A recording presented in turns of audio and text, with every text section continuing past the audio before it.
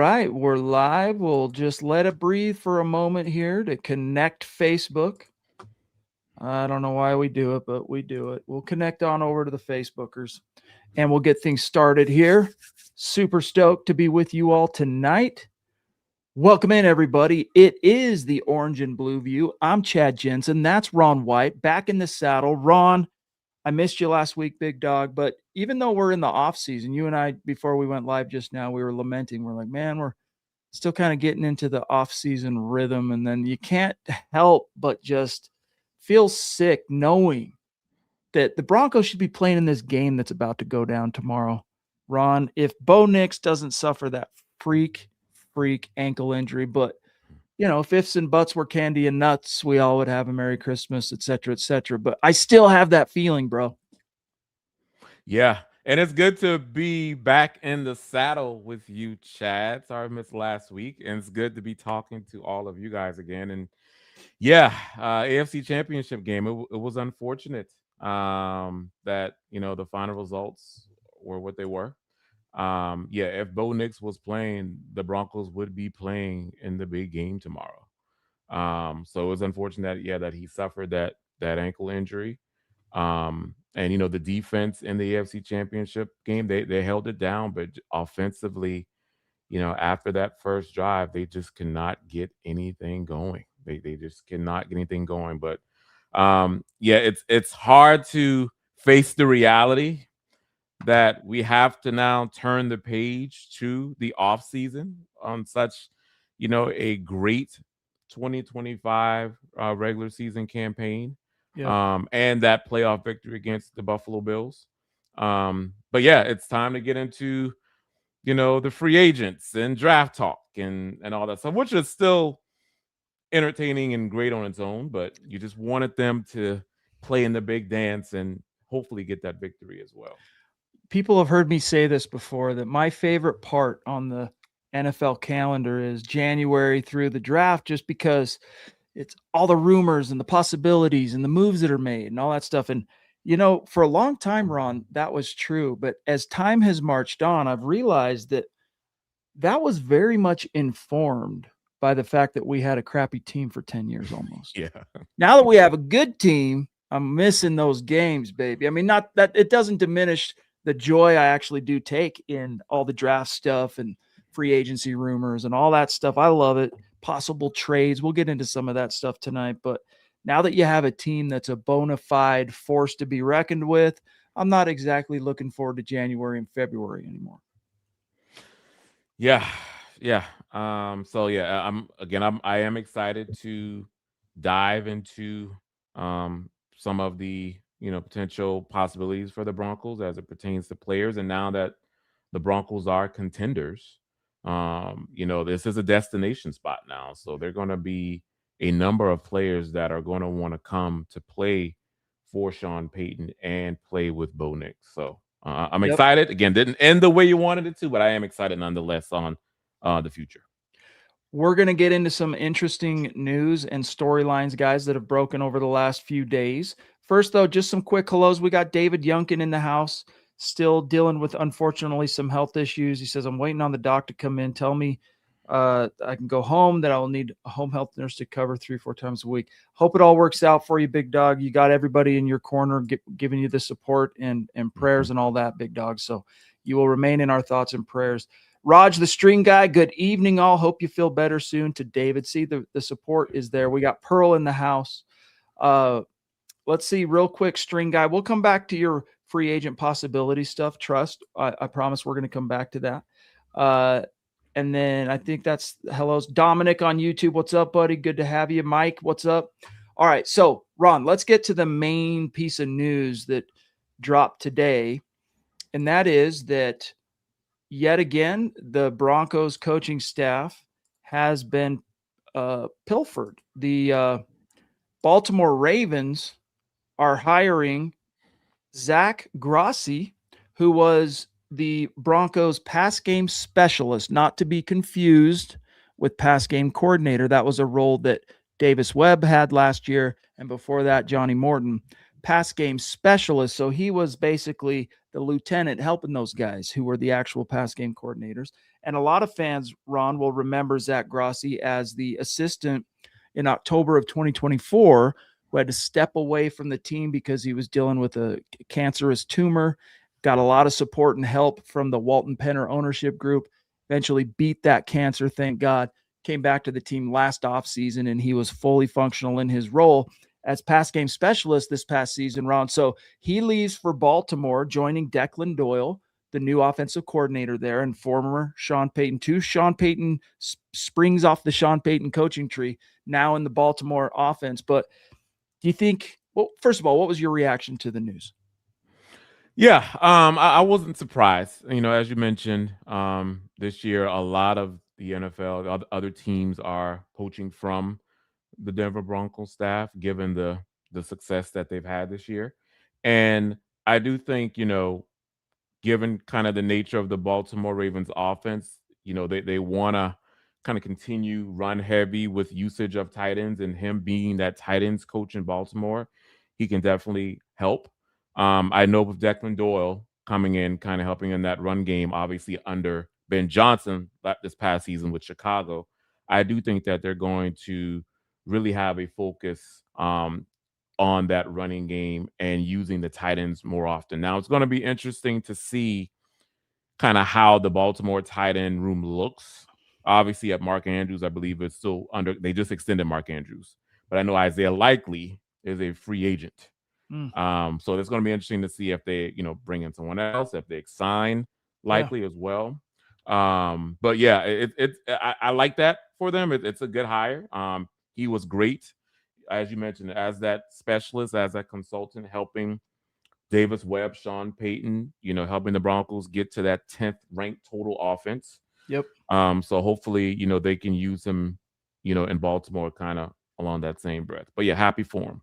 That's something people keep missing. All this talk and all these rumors, Ron, about Sean Payton giving up the play calling and passing the baton off to Davis Webb. Look, me and Zach might slightly, for example, Zach Kelberman and I might disagree on that a little bit. And you and I don't know, we'll find out, might disagree on this, Ron. But I go, wait a minute. Sean Payton, one of the most prolific, high level, successful play callers of the past quarter century in the NFL. You got Davis Webb, who's never called plays in the NFL. Where do you think all these rumors are coming from that Sean Payton, do you think it's based on the Joe Brady rumor? It was a report, but it honestly, Ron, was more of a rumor that Sean Payton was trying to hire him as offensive coordinator after he fired Lombardi, was willing to give him play calling duties. And then, of course, the Bills said, we're not letting him get away. He's our new head coach. And so, because he was willing to give those play calling duties to Joe Brady, who, let's not forget, is already a more than proven NFL play caller, well, then he must be ready to pass the baton. Because I don't get that, though, Ron. I want your take on it. But you just brought up, this isn't a crappy offense, guys. Finished top 10 in total yards in 2025. Finished top 10 in scoring with Bo Nix as a rookie the year prior. So your thoughts? Yeah, I think that article with Joe Brady coming in does play a factor in this, but also Chad, and I'm not sure. I'm assuming Zach is standing with the stance of maybe what's his stance? Yeah, before I go. I don't want to speak for him too much, but I think he wouldn't. I'll just put it this way: I don't think he would hate it if Sean Payton gave the play calling off to Davis Webb. Okay, I think Zach and I are in agreement. Yeah, and I say that because why would Davis Webb want to stay? Again, Davis Webb had other opportunities. You know what I mean?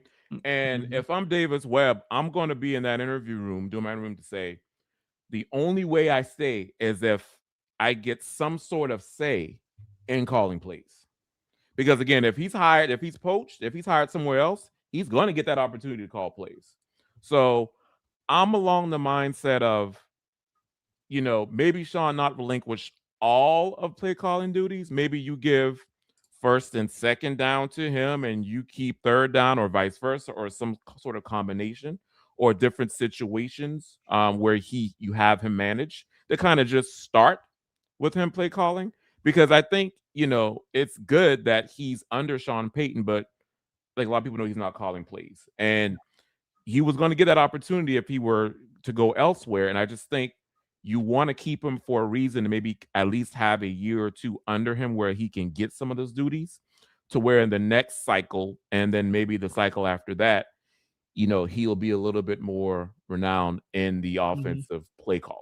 So yeah, I'm along the mindset of, let's start to have someone else. I think there needs to be a different voice, Chad, because there are certain situations where, I'm looking at some of the play calling, and it's situational play calling. Like, I feel as though, and not to go on a tangent here, or a No, rant, that's why but we're here, brother. Well, that's why we're I here.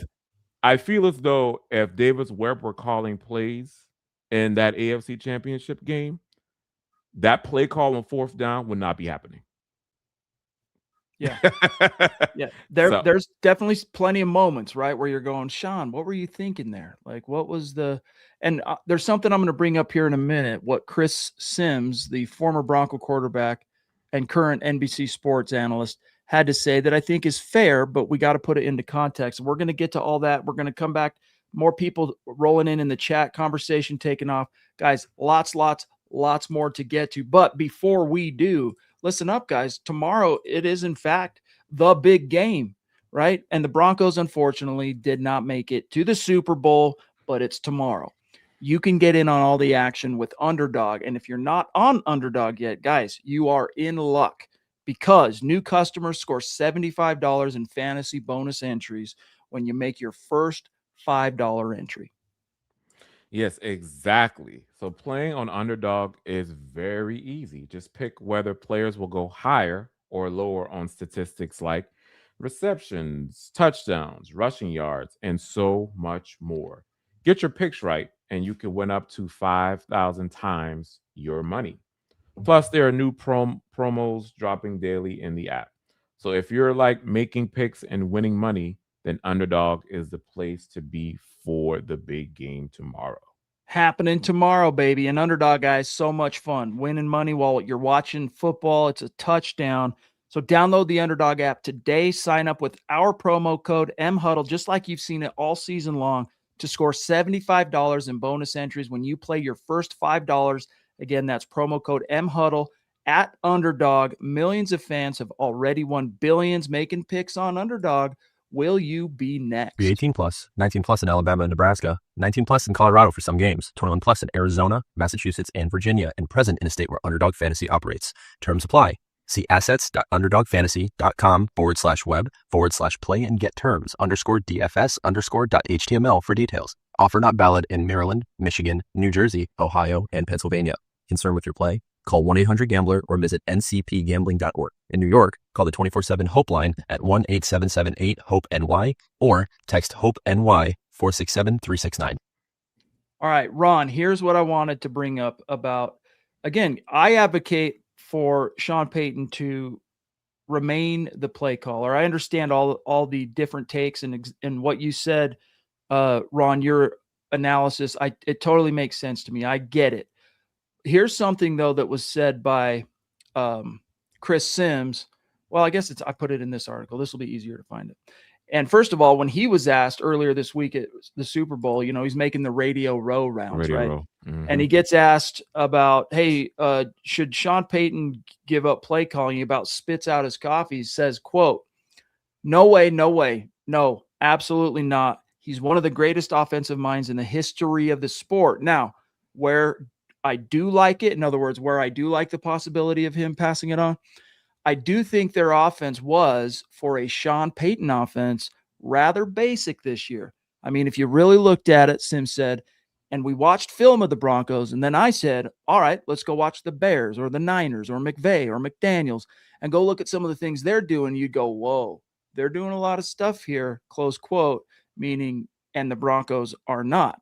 Now, on one hand, Ron, you go, well, Niners, they have a veteran Q, McVay, veteran Q, but the Bears and the Patriots both, Ron, running with second-year quarterbacks this past season. Bo Nix, also a second-year guy.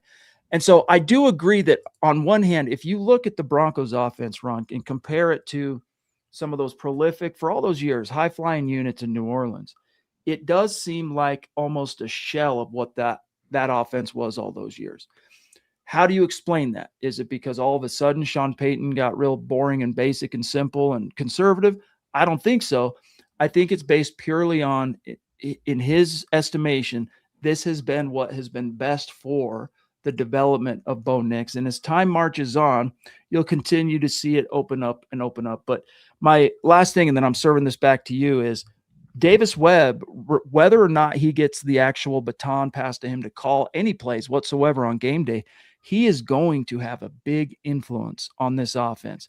He is going to have way more say than he had in the past. He's going to be putting in his own plays that'll go into the game plan. Sean Payton will choose how and when they get called if he maintains the play caller role, but he's going to have a much larger voice in this offense at the very least.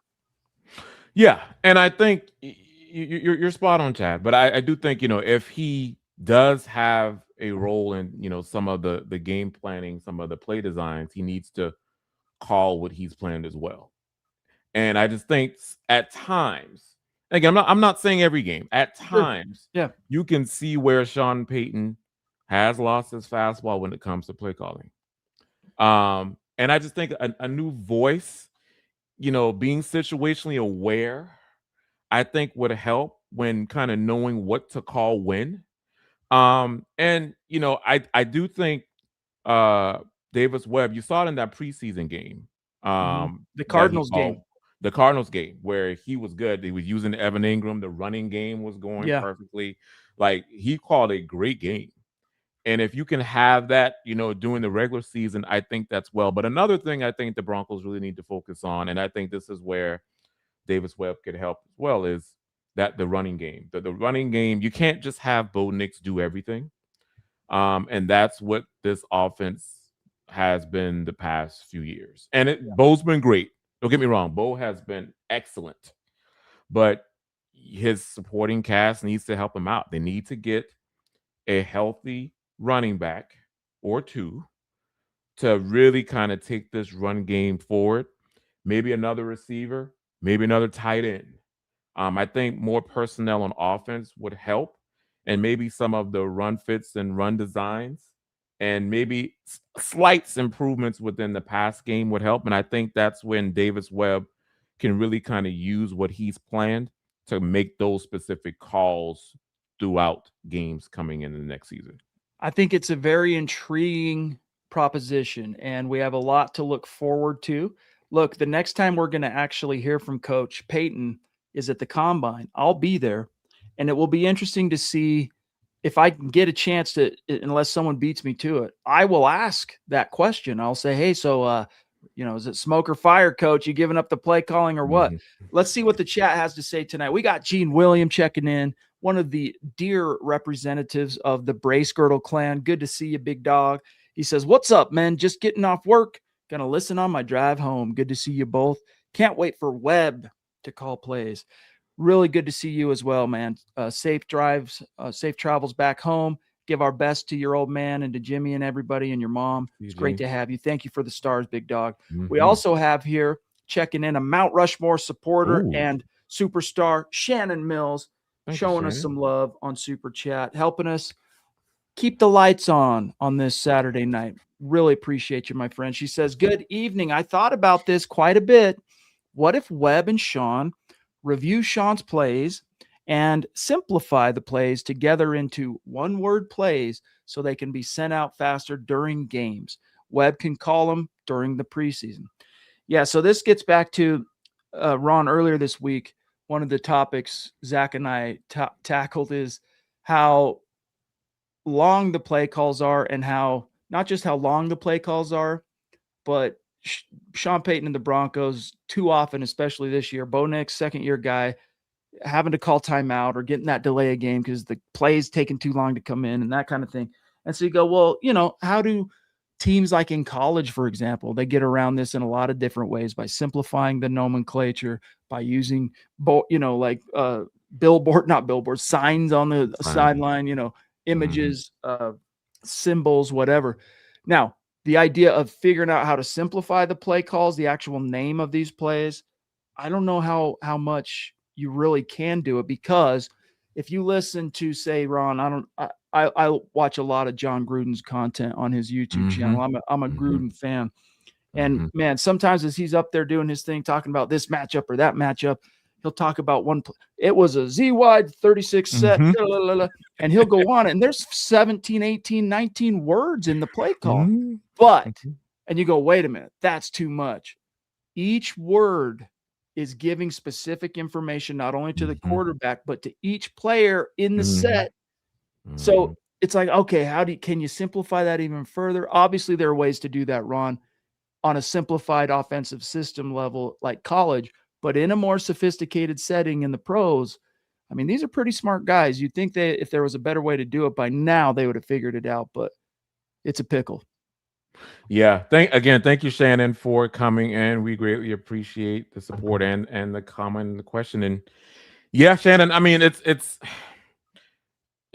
just going to be interesting to see, how they handle this, next season. Would I be opposed to this? No, I do think this is probably part of the plan where maybe it can get simplified depending on what the play is. And you're right, Chad. John Gruden's videos, I love watching them. I learned so much. And yeah, like you said, it's every formation. Where is this receiver supposed to be on this? And so you're trying to kind of follow him as he goes.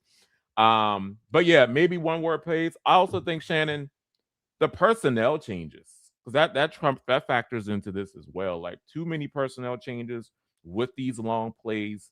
And I do think, if Webb were to get that, you wouldn't see as much of it. So I think it's looking at it in its totality of simplifying it all. Yeah. Use the same personnel on several plays throughout a drive, and then maybe cut down on some of the verbiage. I just don't know how much you can, because, these play calls talk about different plays, different formations on where specific players are supposed to be. Motion. So it's hard. Motion so here, split out wide here, do this here, this slant here. So it's kind of hard to cut that down, but I think some simplification is definitely you'll probably see some of that with web calling. KISS, keep it simple, stupid. Not keep it simple, stupid. It's keep it simple, stupid. But yeah, we'll see how that shakes out. And very interesting to see, Shannon, last word here is, if they end up working together, I've heard it said, hey, maybe like Ron surmised at the top of the show, they split it during the game. One's early down guy, one's third down guy, one's red zone guy, one's between the 20s guy, etc. I've had some people shoot that down and say, that is just not how it goes in the NFL. Like, it's totally unrealistic to expect that. But on the other hand, Sean Payton is one of the most innovative, kind of forward-thinking offensive minds. So even though it might not exactly be conventional, it could be in the cards. I would not be shocked or surprised. I want to grab this one, Chad, real quickly. Yeah. I want to try to come on. I see no scenario where the Broncos would be better with Webb. And again, String Guy, I'm not – I guess what I'm saying is I'm not dismissing what Payton has done from a play calling perspective. Again, I mean, he's led this team to the 10th ranked total offense this year. I guess I'm looking at it more from, again, situational play calling. As I mentioned, that fourth down in the championship game, if it were web calling, that play wouldn't have been executed. And also, I just think you need a different voice, on certain plays. I think that's where Webb, with the young minds, Chad, I think he can come in and provide a different voice with some of the schemes. And I think you'll see that translate within some of the plays in the offense moving forward. But again, Payton's been a great play caller, no doubt. Payton's been great as a coach, as a play caller. But I just think you need to kind of get with the times and show a little bit more innovation. Like you said, Chad, with Kyle Shanahan, Sean McVay, Ben Johnson. I think you need to kind of intertwine some of this into what Payton is doing. That's all I'm saying. I mean, even just comparing it to what we saw from Joe Brady and the Bills in the divisional round, like very complex stuff, a lot of eye candy, stuff moving pre-snap. Like, it puts a lot of pressure on the defense. And I just think Sean Payton, if you try and get to the bottom of going, well, why has it been less creative the last 2 years in Denver? I guess I would include the Russ season as well, since Sean Payton's been in Denver. And first of all, I think with regard to Russ, it was just not a great scheme fit. Sean Payton really just had to boil it down and keep it simple. In the case of Bo Nix, I think it's been like, all right, this is what me as the head coach in charge of developing this quarterback at the end of the day feels like is best to kind of bring him along. And I think within those parameters, Bo Nix has been about as excellent as you could expect him to be. I mean, all the records we could go through. I just wrote up another article about it a couple 3 days ago about all of his statistical achievements. The most impressive one though is the only quarterback to win 20 plus games, 7,500 plus passing yards, and 50 plus passing touchdowns through his first 2 seasons ever. You've had players get there statistically, but not the wins don't correspond. Like Justin Herbert is a good example of a guy that had all the stats, but didn't correspond to the standings. In Bo Nix's case, he's had both. That makes him a very rare and unique guy. I want to see Sean Payton begin to open things up. Now, Kurt Warner on this topic had something very interesting to say at Radio Row. This is one of the things I do like, even when it's our team's not there. It's like, well, one of the cool things I like is some of the personalities that are walking Radio Row. Some of the things they have to say, Ron, can be very interesting and illuminating. And in the case of Kurt Warner, I can get into some of the specific quotes, but what he wants to see, first of all, he was actually gutted. It made him sick. He hated the fact that Bo got hurt when he got hurt. He was so disappointed for Bo and the Broncos, and he was utterly impressed. He's been utterly impressed by what he's seen Bo Nix do through 2 years. But Ron, what he wants to see, quote, the one thing I want to see him continue to work on is just a little more poise and calm in the pocket. I talked to him earlier in the year, and he loves to be on the move. He loves his feet moving, which I understand that because he's a great thrower on the run. But sometimes there's some opportunities out there if he just settles in a little bit more. But that will come to have his team as the number 1 seed in his second year, to continue to make strides, all the comeback wins. I mean, I'm just very impressed with how he's carried himself, close quote. So I want to see Bo Nix show some progress there as well. I think Kurt Warner's 100% right.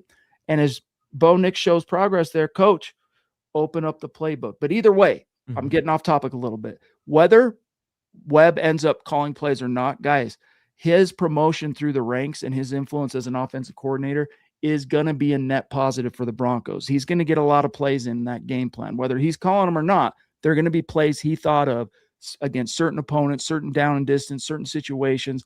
That's a good thing. Yeah. Yeah. I agree, Chad. And yeah, I did read Kurt Warner's comments, and I think we've all been saying that, especially during the start of the season. Obviously, it got better as the season progressed, but we would just criticize Bo and how he'd leave clean pockets, how the feet were just a mess. He would not settle in and kind of settle in, step up in the pocket, let the play develop. You saw that again improve, got way better as the season went on. And, I think with the help now of Davis Webb, being that OC with specific, game plans, I think you'll see that improve even more going into Bo's 3rd year. But yeah, I think we all can vouch that it was just unfortunate, to see the ankle injury. And, if that didn't happen, he would be in the Super Bowl with the Broncos. But yeah, I think Kurt Warner has been making some good points. I think we all agree that, we like the ascension of Nix. Just minor things he needs to work on in his game, but you have to be impressed with what he's done over the past 2 seasons. I think everybody, it's like, hey, where were you when you heard about the planes hitting the towers? Or some of the older folks, where were you when you heard JFK got shot? That's how I think Broncos fans are going to be. Where were you when you heard Bo Nix done for the season? Probably 45 minutes after the most elating, just phenomenal win of the past 10 years for the Broncos. But Roy, good to see a dear member saying good evening. Chad, Ron, Broncos Country, curious to see what moves we make and who actually calls the plays. We're going to get into some of those moves. We're going to get back to the chat as well, see what's on everybody's mind. But guys, first, listen up. Broncos Country, Valentine's Day, it's almost here. We're about a week. In fact, we're exactly a week out. How will you show yourself and those around you a little extra love? Whether it's for someone special or just yourself, Cozy Earth makes it easy to bring comfort and care into your everyday life. This Valentine's Day season, they're offering a BOGO, that's buy one, get one, pajama deal you won't see any other time of year. So yes, guys, check out the bamboo pajama set. It's a classic cozy earth favorite, and it's the sleepwear upgrade that'll make you look forward to slipping into bed at night even more. Lightweight yet cozy. This soft pajama set helps you fall asleep faster and stay comfortable for even longer. Designed to drape beautifully and sleep cooler than cotton, it keeps your temperature just right without overheating. It makes for a great night's sleep. No doubt about it. So try them out, guys. If you don't love them, return them hassle-free, but trust me, you won't want to. Cozy Earth offers customers a 100-night sleep trial as well as a 10-year warranty because once you feel this level of comfort, you'll want it to last a decade. These viral PJs are so good they sold out during the holidays, and now they're back with an exclusive deal only available January 25th to February 8th. Head to cozyearth.com and use your code Huddle Bogle to buy one and get one free. Get these PJs for you and someone you love. And if you get a post purchase survey, be sure to mention you heard about Cozy Earth right here at MHH. Celebrate everyday love with comfort that makes the little moments count. All right, awesome stuff. We go back to the chat. Let's get a feel for what's on everybody's mind. William, good to see you, by the way, big dog. Hope you're doing well. Yeah, Yeah, shout out. Pickens gonna get franchise tag, William. I see the comment here about Pickens. Yeah, so- yeah. Let's talk about it. You think George Pickens is going to get the tag from the Cowboys? Yeah, I think so. I think this is what that's what I predicted. Just knowing how Jerry Jones and the Cowboys, how they conduct business. I know Pickens has played himself into a nice contract for sure this past season. But given, what has transpired, I know with Dak and kind of how the Cowboys are, I think they just paid CD not that long ago as well. I do think they're going to extend that franchise tag for him. So according to Adam Schefter, that's exactly the way this thing is going. Quote, Dallas Cowboys, this was today, guys. Quote, Dallas Cowboys are expected to place their franchise tag on Pro Bowl receiver George Pickens. League sources told ESPN the projected cost of the 1-year fully guaranteed franchise tag for Pickens, roughly $28 million. So he's probably not going to be hitting the market, y'all. That's the tea leaves are pointing in that direction. However, if you, without even getting Ron to free agency, there are some trade options. It's a little bit less tough to project and predict trades. However, Eric had a good article on it. 5 names to watch: AJ Brown, Philadelphia Eagles, of course, Jalen Waddle and the Dolphins. We knew the Broncos were somewhat in on that near the trade deadline this past fall. And then Brandon Ayuk, the Niners are out on him. He could be had probably. Marvin Harrison Jr. with the Cardinals is something to monitor. Whether or not he'd be a great fit remains, we could debate that. And then also Brian Thomas Jr. with the Jacksonville Jaguars. So of those 5 names, Ron, which one would intrigue you the most? Let's set aside probabilities and realistic. Like, which one do you think would be the best for the Broncos? My guy isn't on that. One of my guys is on that list. One of my guys isn't on that list. Jalen Waddle.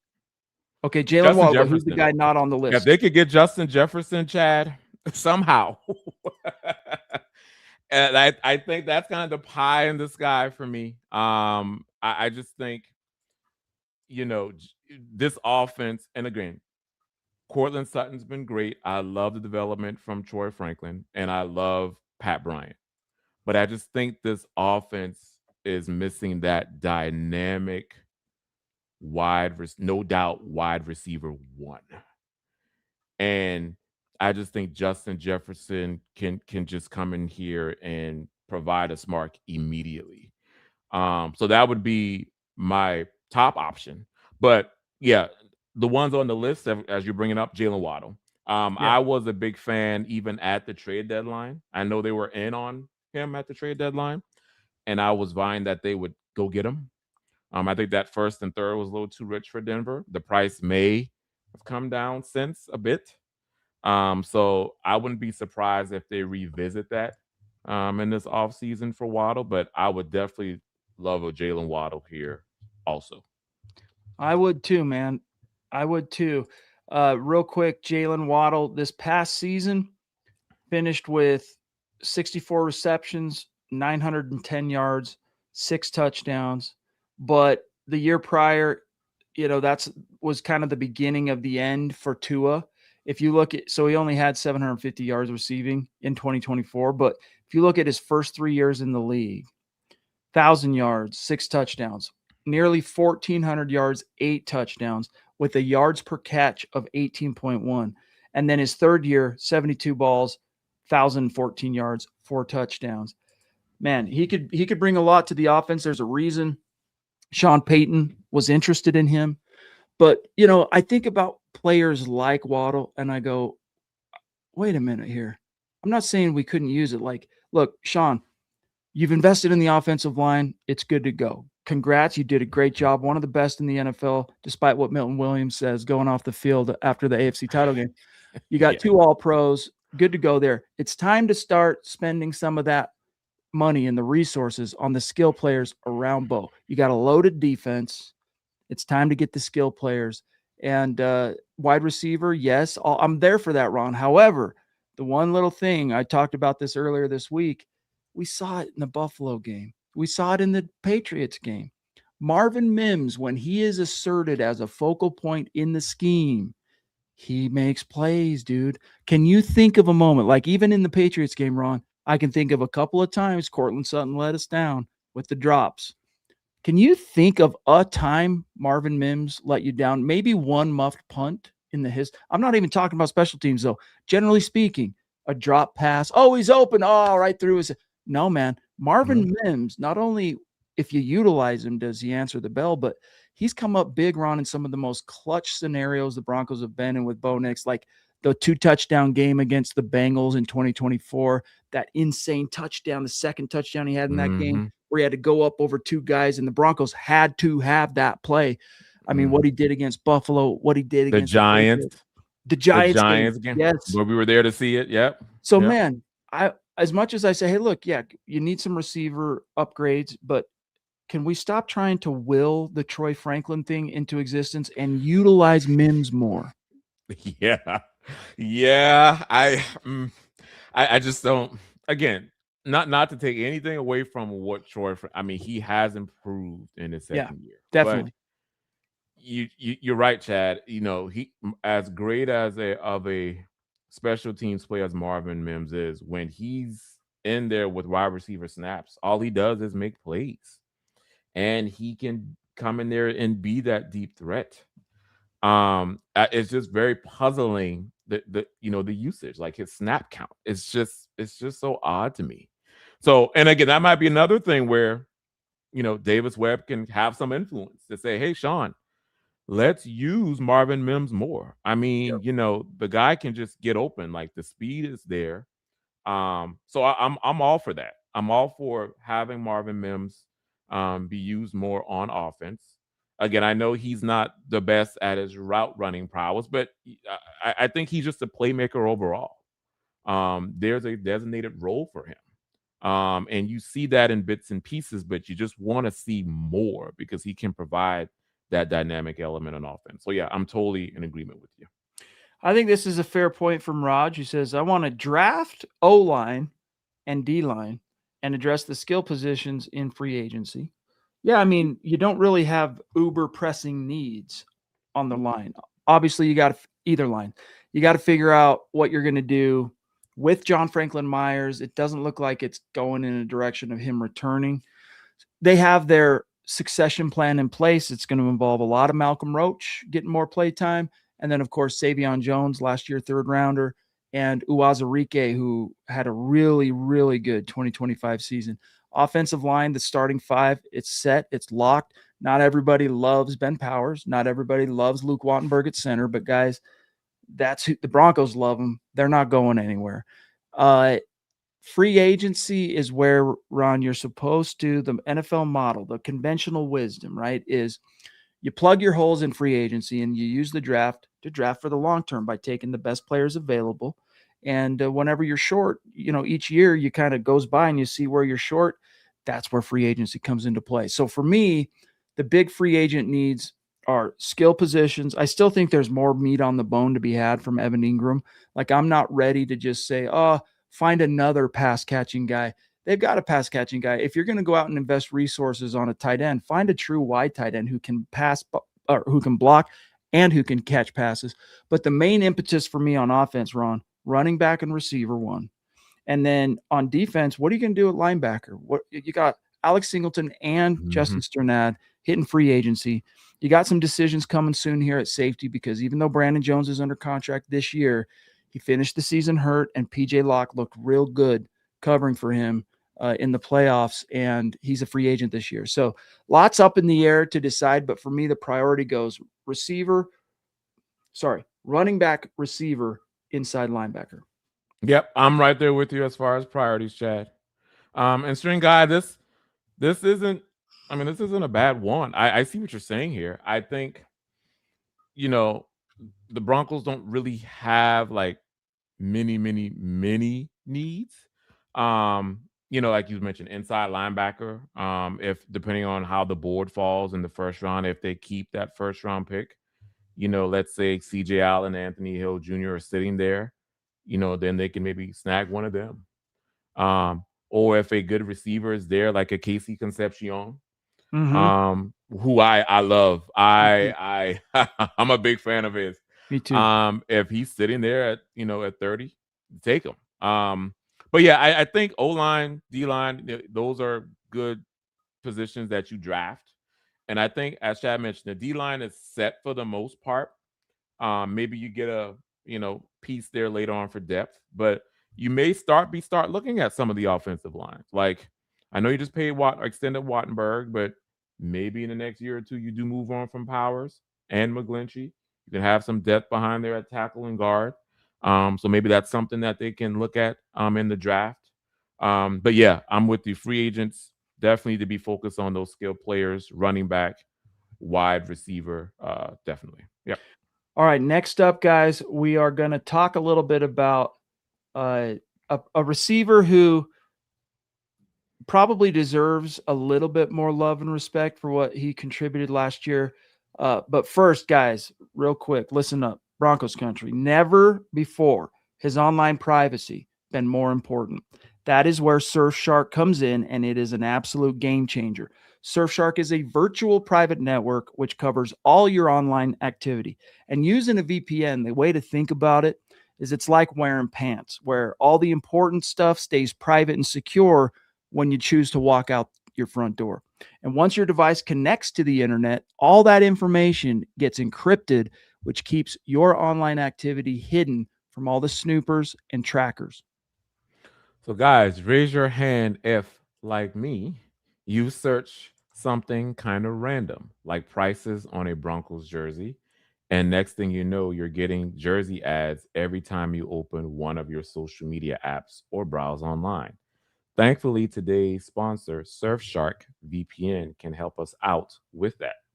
A VPN allows me to mask my real IP address so that my online activity is no longer being tracked. That's right. Absolutely. They also offer, guys, Surfshark Alert, and it's absolutely indispensable. The only thing scarier than forgetting a password is finding out that a password has been leaked online somewhere. The Surfshark Alert feature can help with this by constantly scanning the web for your personal info, things like your email address, passwords, even credit card details. And then it sends you an instant alert if any of them appear in a data breach. Guys, it can be an absolute lifesaver. So you should take control of your online privacy and protect yourself against data breaches by signing up with Surfshark VPN. It comes with a risk-free 30-day money-back guarantee.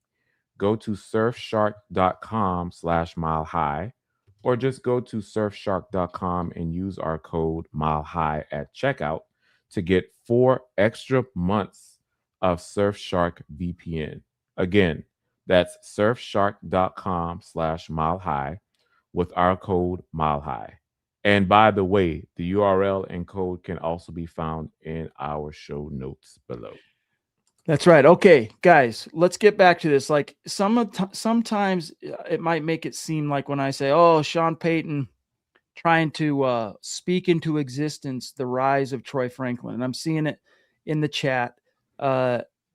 He's got he's got some drop issues. I mean, he contributed to the Broncos being having the second most drops in the NFL last season. But guys, Troy Franklin turned some big corners last year, and I think he deserves our props for that. Like first of all, Ron finished as the Broncos' second leading receiver.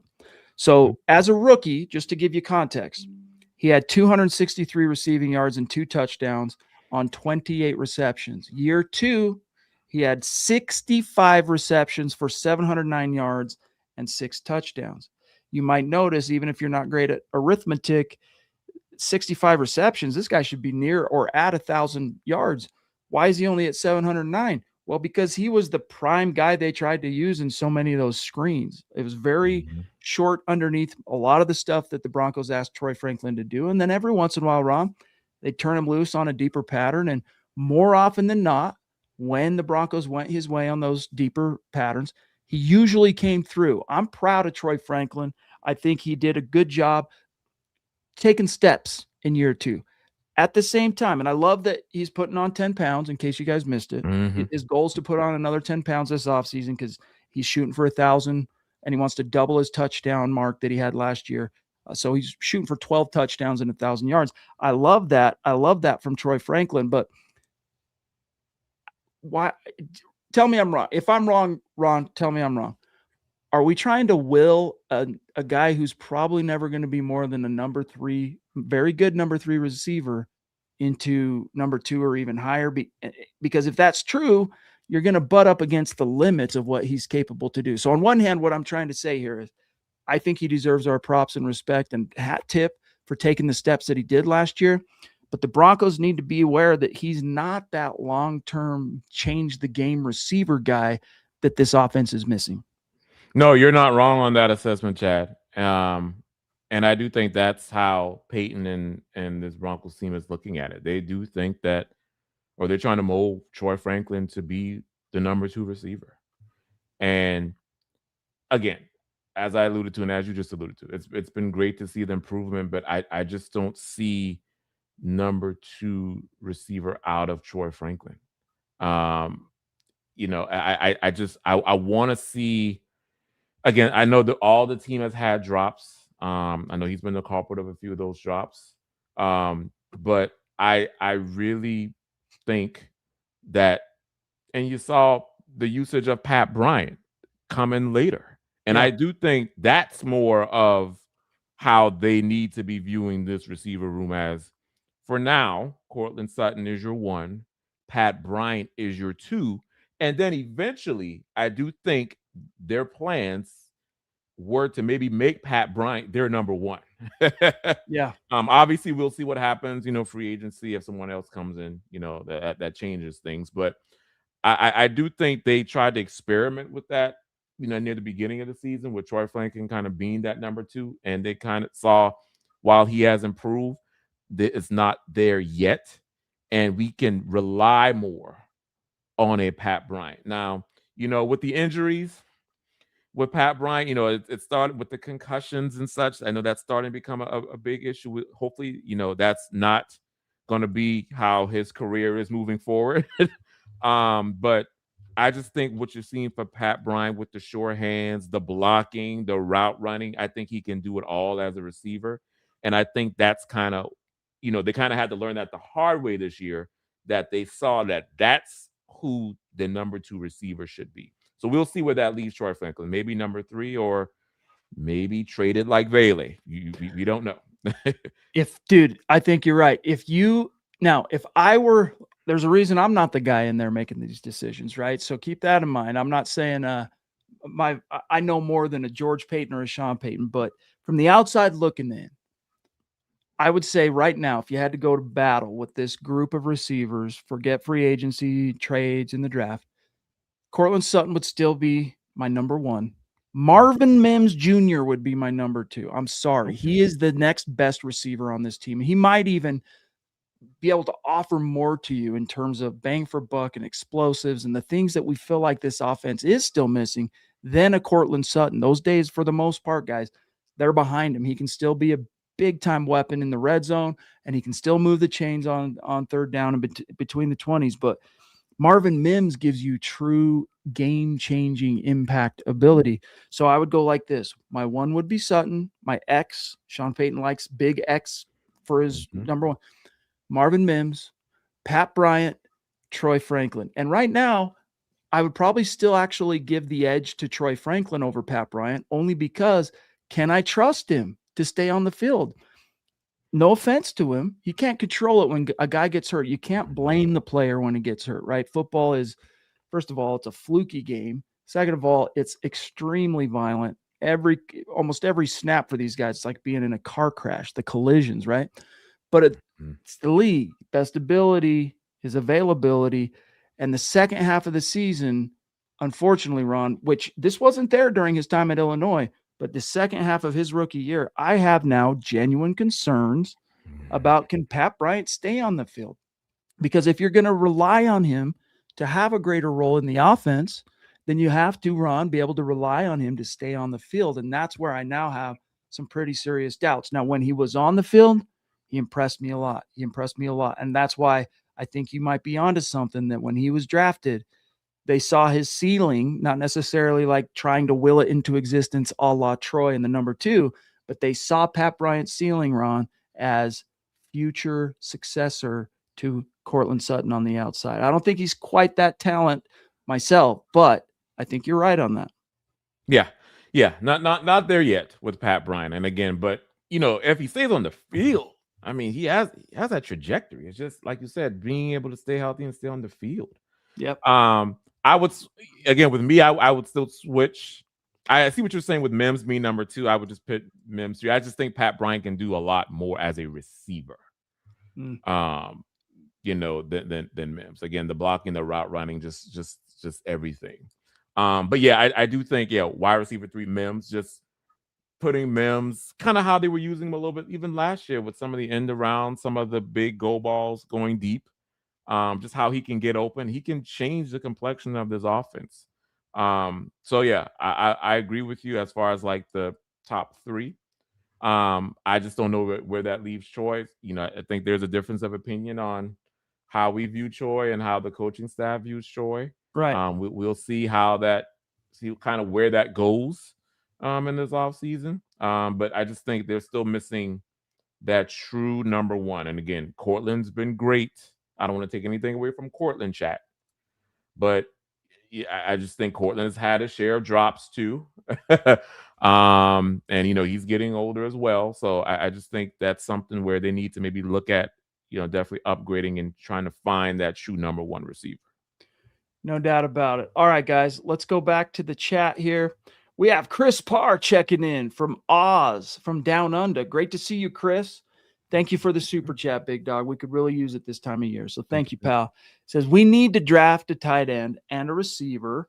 I'm annoyed to hear it wasn't the Broncos coming to Melbourne next season. Yeah, unfortunately, but it's cool. It's cool that it's happening nevertheless. Yeah.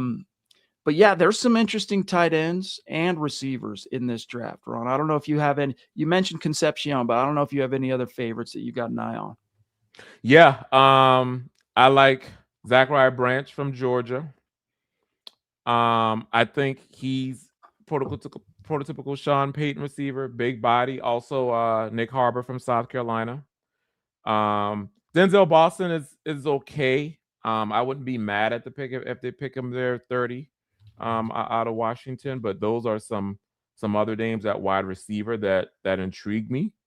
Tight end, obviously Kenyon Sadiq would be the dream.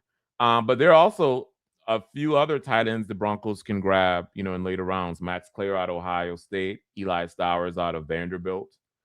So I think tight end, a little later on, if they don't try to trade up to get Kenyon Sadiq, would be good. But yeah, I'm with you there, Chris. Those should be some positions that the Broncos need to look at in the draft. Obviously, not saying first round, but I do think they're going to be quite a few nice draft prospects there in the later rounds. So here is a look at the consensus big board. We'll look at tight end. We'll look at wide receiver. And this is through the NFL mock draft database, which is a phenomenal tool for fans. It's a phenomenal tool for journalists and content creators. But here's how it shakes out. They have the top rated receiver 2026, Carnell Tate of Ohio State, followed by Arizona State's Jordan Tyson, Mekhi Lemon from SC, Denzel Boston that Ron mentioned as a first rounder, Kevin Concepcion. I'm really in, and he might be there for the Broncos at 30. Like, he's a name to watch at 28. Then you start getting into the early day two guys, like another guy Ron mentioned, Zachariah Branch, Chris Bell. You get into Jeremy Bernard from Alabama. Elijah Surratt is interesting to me, Ron. Chris Brazel from Tennessee. Brazel, I think is actually how you say it. Malachi Fields, I got to watch up close for several days at the Senior Bowl. Was that last week? Last week. He's very interesting, but he's not a guy you're going to expect to come in and change the game. He's another big-bodied X guy that would not give you much more than what you already have in Cortland Sutton and Pat Bryant, to be frank. Jacoby Lane, I liked even more from USC.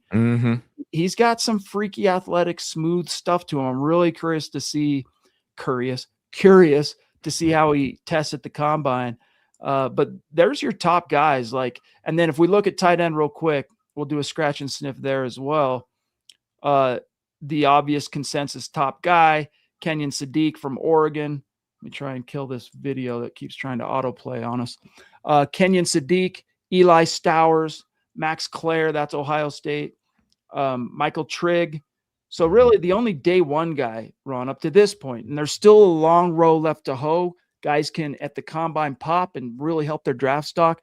This is, as of right now, Kenyon Sadiq is viewed as the only first round tight end. And he's probably going to be, Ron, out of Denver's reach, barring a trade up, right? So then you get into the Stowers, the Clares, Triggs, Justin Jolly, very interesting guy for me. I don't know. Anyone else here on the tight end list jump out to you, bud? Delp, that would be intriguing. And I think later on, Lawson Lucky should be down there from Georgia as well, possibly.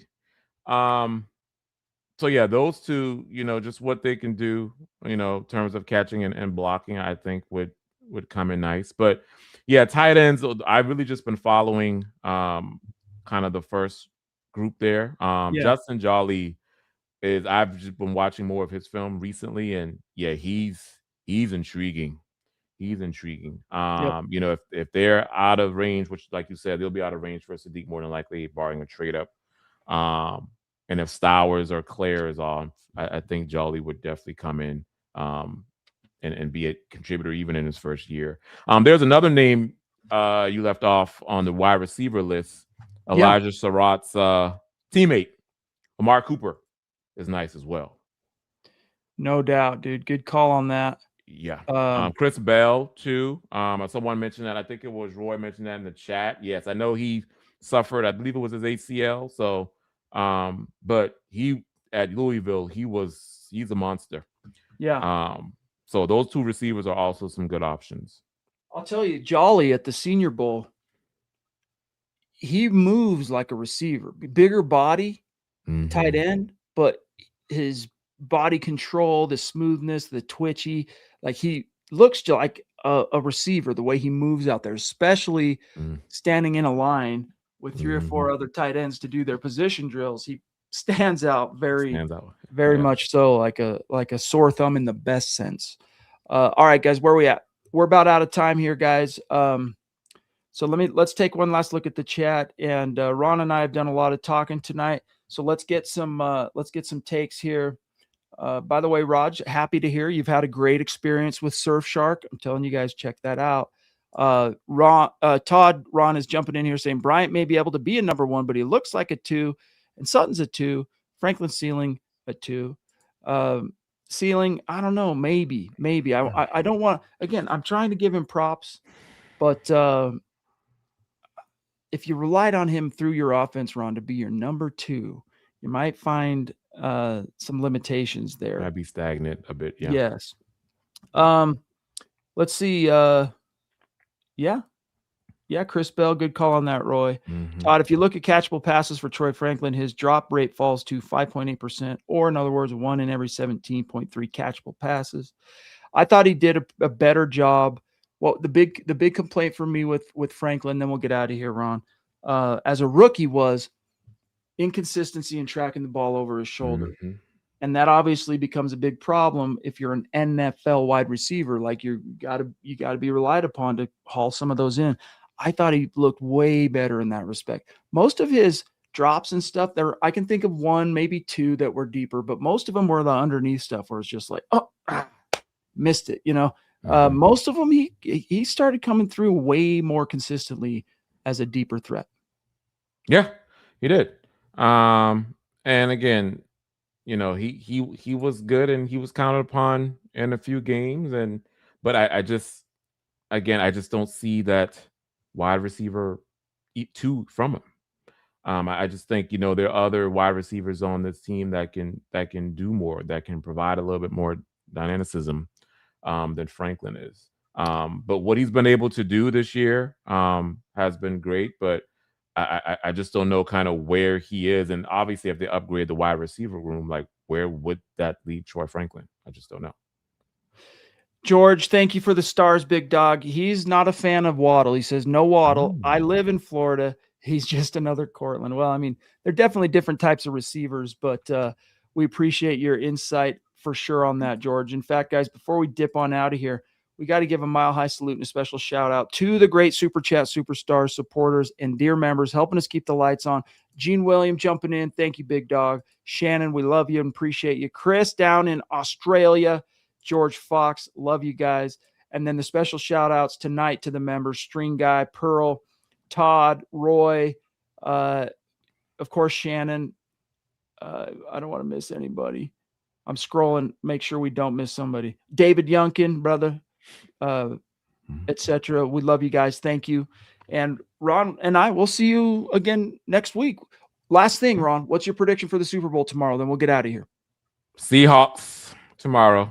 I haven't thought about a score. I'm probably 34 to I'll get the Patriots 17. But I think the Seahawks are gonna dominate tomorrow. I just think that defense is just all world with Emmanuel Warrior, Ernest Jones, Woolen. I mean, if you saw our defense give Drake May in this offense fits, oh yeah, I think the Seattle Seahawks defense is going to do the same. So.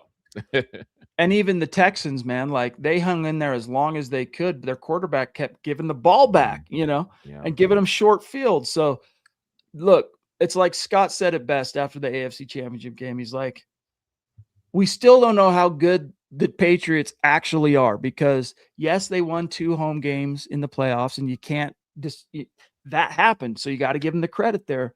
They only played 2 games against 500 plus 500 opponents in the regular season. They split with the Bills. I think it's going to be a bloodbath tomorrow, guys. I think the Seattle Seahawks are going to embarrass the Patriots. Now, is it going to be like 55-10 Broncos Niners? It's going to be 48 or 43-8 Broncos Seahawks. Some of those real bad Scores from the 80s some and of the 90s. worst Super Bowl scores ever. We were on the wrong end of those. Is it going to be like that? I think that simply depends, Ron, on does Sam Darnold have one of his in the zone games? If he's in the zone, I expect it to be that kind of a margin. Like Patriots are going to be sent home going, man, we got so lucky Bo Nix got hurt. We don't even belong here. Yeah. Yeah, I think that's the kind of game. It's like, I mean, well, I do think, even if Bo Nix was playing in the Super Bowl, we probably would have had a chance, but man, that Seattle defense, they're just good. What Mike McDonald has done, I mean, that defense is just rolling. So, it's going to be a good game tomorrow. Well, hopefully a good game. I don't want it to be like the 43-8. I know. I don't know. To me, it's 2 of the worst possible teams to be in it because I just can't root for the Patriots ever, and I can never root for the Seahawks. So my anti-root loyalties here are being tested for sure. Guys, last thing before we dip on out of here, connect with us. The conversation continues after these streams on our Discord channel, link in the description of this video, and on Twitter or X, whatever you want to call it. Connect with Ron at Ron White NFL, myself at Chad and Jensen. Connect with our main account on X at Mile High Huddle. Connect with us also on Instagram, mile_high_huddle. Hey, if you're listening after the fact on Spotify, Apple Podcasts, do us a solid, drop us a 5-star review. Helps us out tremendously. And last but not least, guys, if you want to help us reach our next goal, and what is that?